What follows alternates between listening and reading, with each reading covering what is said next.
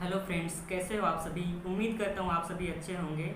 मैं राजू देवांगन आरडी केम क्लासेस में आपका स्वागत करता हूँ, जिसमें आप मेरे साथ पढ़ते हैं केमिस्ट्री और बेसिक केमिस्ट्री के एक ऐसे ही एक और नए इंटरेस्टिंग टॉपिक्स के साथ। आज मैं आप लोगों के सामने हाजिर हुआ हूँ लेकर एक नया टॉपिक, जिसका नाम है परसेंटेज कंपोजिशन। तो चलिए देखते हैं परसेंटेज कंपोजिशन क्या है। जैसा कि हम देखते हैं कि हमारा जो कंपाउंड है वह एक से अधिक एलिमेंट से मिलकर बना होता है। जैसे अगर मैं बात करूं वाटर की, तो वाटर में हाइड्रोजन भी है और ऑक्सीजन भी है। तो अब हमें पता होना चाहिए कि वाटर में हाइड्रोजन का परसेंटेज कितना है और वहीं ऑक्सीजन का परसेंटेज कितना है, ये पता होना जरूरी है। तो चलिए देखते हैं percentage composition. Percentage composition is basically the percentage composition of any compound is the ratio of the amount of each elements present in the compound multiplied by 100। मतलब किसी भी कंपाउंड में प्रेजेंट एलिमेंट्स का जो अमाउंट है वो ratio में percentage composition कहलाता है। और परसेंटेज कंपोजिशन निकालने के लिए हमें बेसिकली कंपाउंड में प्रेजेंट एलिमेंट के मास को कंपाउंड के टोटल मास से डिवाइड करना होता है और परसेंट के लिए हमें 100 से मल्टीप्लाई करना होता है। तो चलिए परसेंटेज कंपोजिशन कैसे निकालते हैं देख लेते हैं। मीथेन का एक एग्जांपल देख लेते हैं, जिसमें हमें परसेंटेज कंपोजिशन निकालने के लिए सबसे पहले हमें मीथेन का टोटल मास निकालना पड़ेगा। तो जैसे कि कार्बन का जो एटॉमिक मास होता है वो 12 होता है और हाइड्रोजन का एटॉमिक मास होता है 1। बट यहाँ पर मीथेन में हाइड्रोजन का 4 एटम्स प्रेजेंट है, इसलिए 1 को मल्टीप्लाई करेंगे 4 से।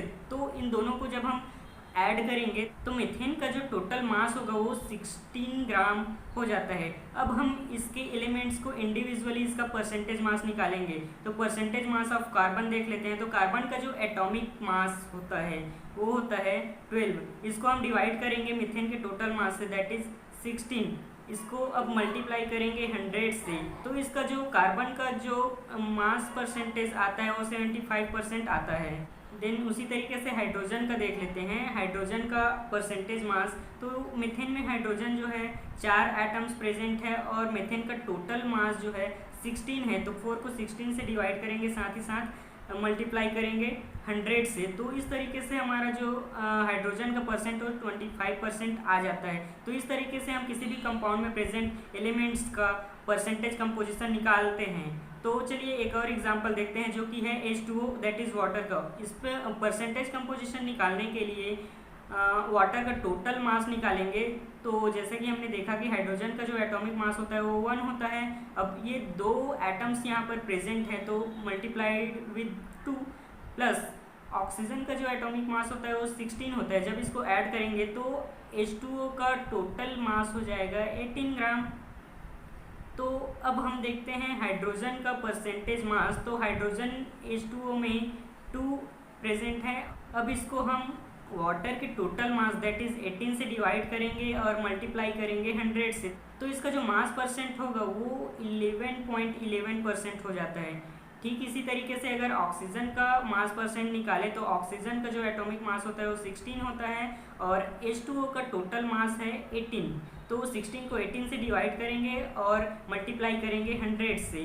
तो इस तरीके से ऑक्सीजन का जो परसेंटेज मास होता है वो 88.88% होता है।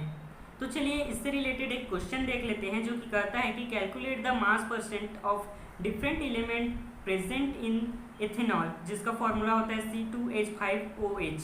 तो C2H5OH दैट इज एथेनॉल का हम सबसे पहले टोटल मास निकालेंगे। टोटल मास निकालने के लिए हम देखते हैं कि कार्बन का एटॉमिक मास होता है 12 और कार्बन जो है 2 एटम्स यहाँ पर प्रेजेंट है तो मल्टीप्लाई करेंगे 2 से। हाइड्रोजन का जो एटॉमिक मास होता है वो 1 होता है और इथेनॉल के फॉर्मूला में हाइड्रोजन 6 एटम्स प्रेजेंट है तो मल्टीप्लाई करेंगे 6 से, प्लस ऑक्सीजन जो है एक ही प्रेजेंट है और उसका एटॉमिक मास होता है 16। तो जब हम इन सबको ऐड करेंगे तो हमारा जो इथेनॉल का टोटल मास हो जाएगा वो 46 ग्राम हो जाएगा। अब इसको हम इंडिविजुअली देखते हैं। मास परसेंट ऑफ कार्बन निकालते हैं। तो कार्बन का जो एटॉमिक मास होता है वो 12 होता है, बट यहाँ पर कार्बन जो है 2 एटम्स प्रेजेंट हैं तो इस तरीके से 12 × 2 दैट इज 24 हो जाएगा। अब इस 24 को हम इथेनॉल के टोटल मास दैट इज 46 से डिवाइड करेंगे और मल्टीप्लाई करेंगे 100 से,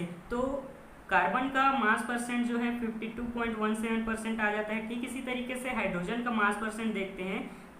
हाइड्रोजन का एटॉमिक मास 1 होता है, बट एथेनॉल के फॉर्मूला में हाइड्रोजन 6 एटम्स में प्रेजेंट है, और इस 6 को हम डिवाइड करेंगे एथेनॉल के टोटल मास से, तो और मल्टीप्लाई करेंगे 100 से, तो इस तरीके से हाइड्रोजन का मास परसेंट जो है 13.04% आ जाता है।